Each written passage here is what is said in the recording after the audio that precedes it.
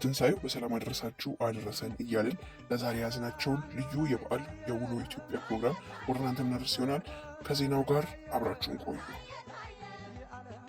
መጀመሪያም ጠቅላይ ሚኒስትር ዶክተር አብይ አህመድ እንኳን ለኢየሱስ ክርስቶስ የትንሣኤ በዓል በሰላም አደረሳችሁ በማለት የበዓል መልእክታቸውን አስተላልፈዋል።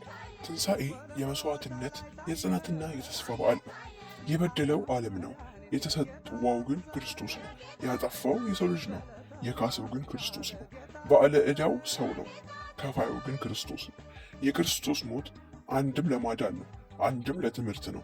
ስለ ብዙዎች ሲባል መስዋዕትነትን ካልተከፈለ ብዙዎችን ማዳን አይቻልም። ሀገርን፣ ሕዝብን፣ ወገንን ማዳን ከተፈለገ መስዋዕትነት መከፈል ይገባል።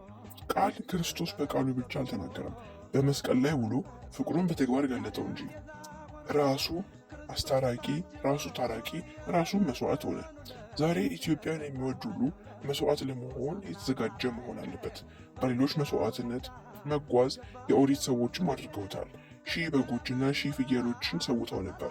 አልሆነም እንጂ ሀገርን ማዳን የሚቻለው ሌሎችን በመሰዋት አይደለም፣ ራስን በመሰዋት እንጂ።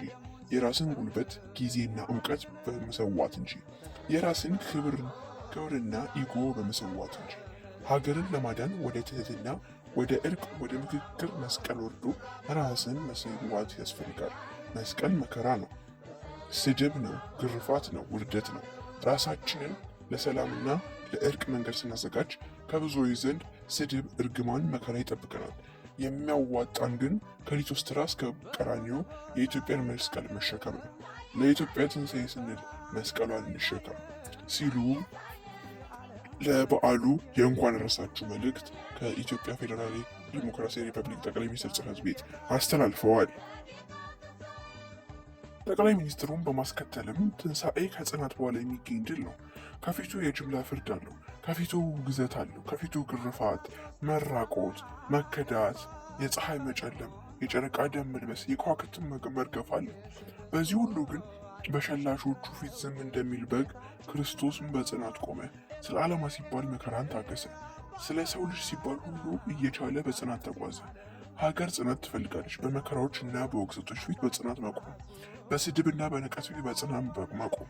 እንደ ፀሐይ የሚታዩት ሊቃን ሲጠፉ፣ እንደ ከዋክብት የሚታዩት ክቡራን ሲረግፉ በጽናት መቆም። አብረው የነበሩ ፈርተውና ተሽጠው ሲከዱ በጽናት መቆም ሀገር ትፈልጋለች። በሚጸኑት ዘንድ የኢትዮጵያ ትንሣኤ እጅግ ቅርብ ብቻ አይደለም፣ የሚታይም ነው። ትንሣኤ ተስፋ ነው። ፈተናው እንደሚያልፍ ተስፋ ይሰጣል። አርብን ላየ እሁድ የሚመጣ አይመስልም ነበር።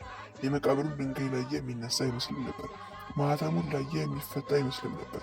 ጨለማውን ላየ ብርሃን ሩቅ የሚመስል ነበር። ሁሉም ግን ተገለባበጠ። ታሪክ የታሪኩ ጌታ ለወጠው። ተስፋችን በደጅ ነው። አርብ ላይ እሁድ እናየዋለን። ከሞት ባሻገር ሕይወትን ከመቃብርም አልፈን ትንሣኤን የምንመለከት ነን። የሚጨበጥ ሕልም የጠራ ምናብም አለን። ስንዚህም ወጀብና አውሎ ንፋስ አያስደንቀንም። ዛሬ ለነገ ሞት ለትንሣኤ ቦታ እንደሚለቁ አናውቅም። የምናውቅም የምናውንም ለኢትዮጵያ ትንሣኤ የሚተጉ ብዙዎች ናቸው። የሕማማቱ ጊዜ እያለፈ ነው። አሁን አርብ ወደ ማታ አልፎ ትንሣኤው ላይ ነው። ከጸጥታው ቀን በኋላ የኢትዮጵያ ትንሣኤ ይመጣል። አንዲት ብዙዎች ይመጣሉ፣ ከተላለፉት ብዙዎች ያስተውላሉ። አርብ ዕለት ብዙዎች የጮሁት ብዙዎች ያፍራሉ። ፈራጆቹ ሁሉ ይንቀጠቀጣሉ፣ በየቦታው ይደበቃሉ። ከመቃብሩም ዘንድ ባዶ ይሆናል። አይቀሬ በመሆነው ትንሣኤ ትነሳለች ሲሉ ለበዓሉ ይህን መሰለ መልእክት አስተላልፈዋል።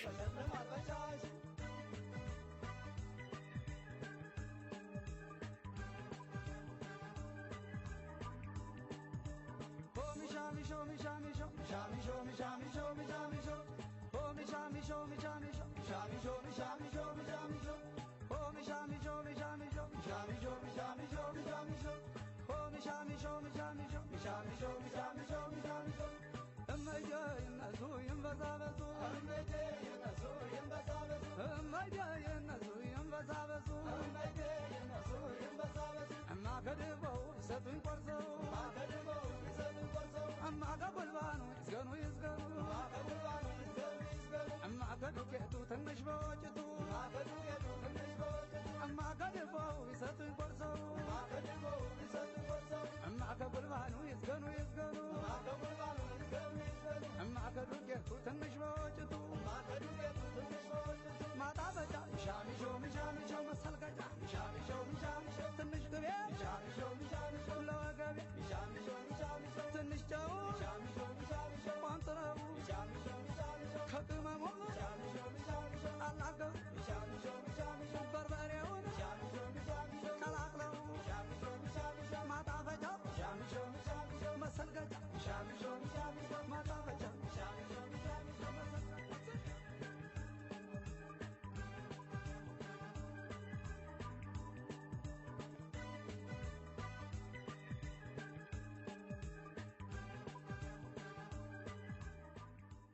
ተመልካቾቻችን ለዛሬ የያዝናቸው ፕሮግራሞች እንዲሁም ለዛሬ የያዝነው ልዩ የውሎ ኢትዮጵያ ፕሮግራም ይመስል ነበር።